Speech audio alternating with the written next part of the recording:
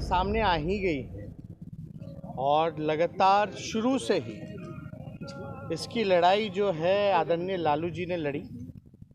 Parliament में भी सवाल उठाएं और जातीय जो गणना है आपका सोशियो इकोनॉमिक कास्ट सेंसस जो हुआ था वो हुआ। बाद में बीजेपी की सरकार आती है तो उस समय अरुण जेटली जी का बयान आता है कि जो डेटा है वो करप्ट हो गया है।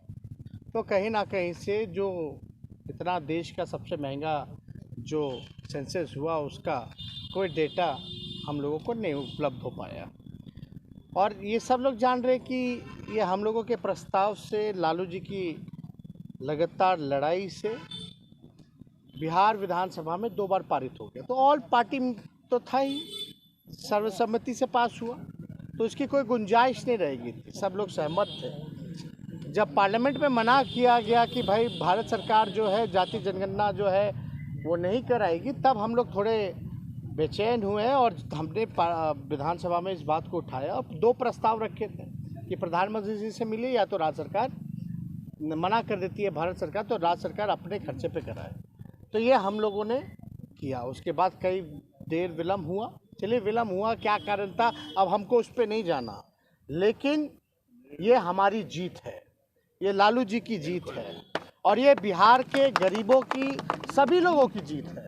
इससे पता चलेगा भाई कौन दिहाड़ी मजदूर है, कौन जो है माइग्रेट करके रहता है, कौन ढेला धोता है, कौन ठेला ढोता है, कौन कचरा साफ करता है, कौन भूमिहीन है, कौन भीख मांगता है। इससे जो स्पष्ट पता चलेगा और काफ़ी फ़ायदा जो है इस चीज़ की होगी। आज भी हम लोगों ने सुझाव में हम लोगों ने सब कुछ रखा कि इसमें एंथ्रोपोलॉजिस्ट भी होने चाहिए, सोशल जो एंथ्रोपोलॉजिस्ट होते हैं, ताकि जब डेटा कलेक्ट करें तो उसमें सब चीज़ को कलेक्ट करके एक रूपरेखा जो है वो बताने का काम किया जाए। नहीं, जब हाउस से ही 2 बार पारित हो गया तो क्या कहेंगे। अब उनके विषय में आज तो उन्होंने जो है सर्वसम्मति से ही पास हुआ, तो आज तो हमको कोई दिक्कत लगी नहीं। और दिक्कत किसी को लग ही नहीं सकता है। ये जो कास्ट बेस्ड सर्वे है ये बिहार के लोगों के लिए है, ये हित के लिए है और देश में होता तो नेशनल इंटरेस्ट में था, तो इसका विरोध करने का तो कोई मतलब ही नहीं पैदा होता है। जातिगत जनगणना के बाद बिहार की नई तस्वीर दिखेगी यति शीघ्र, हमको जहां तक लगता है और हमने ये भी कहा कि बेहतर होगा कि जो भी अगला कैबिनेट हो उसमें आप ले आइए। पूरे देश के लिए लड़ाई लड़ेंगे जातीय जनगणना पर, बिहार में तो जीत हो गई। नहीं, काउंट तो वो प्रक्रिया, क्योंकि ट्रेनिंग वगैरह भी देना है, इसका फॉर्म वॉर्म क्या होगा, क्योंकि सभी चीज़ों की ध्यान रखना है, सब चीज़ होगा। तो हमको जहाँ तक लगता है बीच में फ्लड भी आता है, हमको लगता है कि सबसे उपयुक्त समय तब है जब होना चाहिए।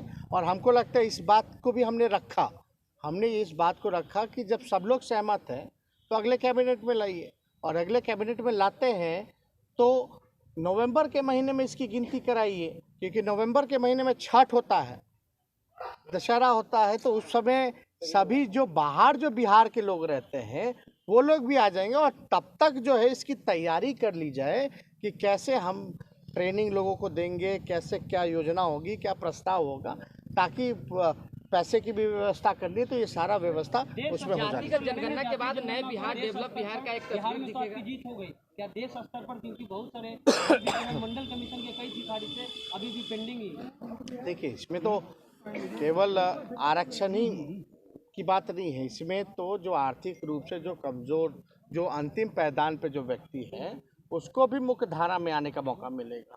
तो वो दिहाड़ी मजदूर कौन है हमको पता ही कौन जात के, भीख मांगने वाला कौन जात का है, नाला साफ करने वाला कौन जात का है, ठेला चलाने वाला, रिक्शा चलाने वाला कौन जात का है। तो हमको तो जानकारी होगी ना कि फलना जात के लिए, तो उसी लिए वो जानकारी जब तक नहीं होगी तो हम उसके लिए विशेष योजना बना ही नहीं पाएंगे।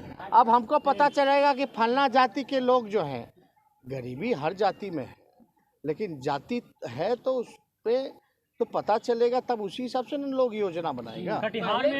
जिस जो है वो मंडल कमीशन जब था उस समय भी रखा गया था, क्योंकि कई जातियाँ उपजातियाँ हैं, कई नाम हैं, तो एक सही फिगर जो है उनके सामने आएगा तो उसका विश्लेषण ये बता सकते हैं कि कैसे क्या है।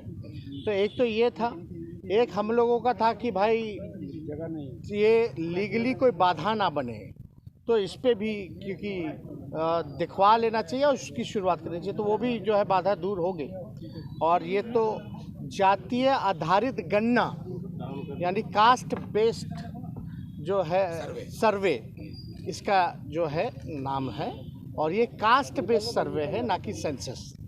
तो ये स्पष्ट हो जाना चाहिए सभी लोगों को कि ये जातीय आधारित गणना है, यानी कास्ट बेस्ड सर्वे ये हो रहा है। तो ये हम लोगों की जीत है। और सारी चीज़ें, एक चीज़ और है महत्वपूर्ण था कि भाई खर्चा जो होगा ये बहुत ही महंगा होगा, इसका खर्च बहुत लगेगा।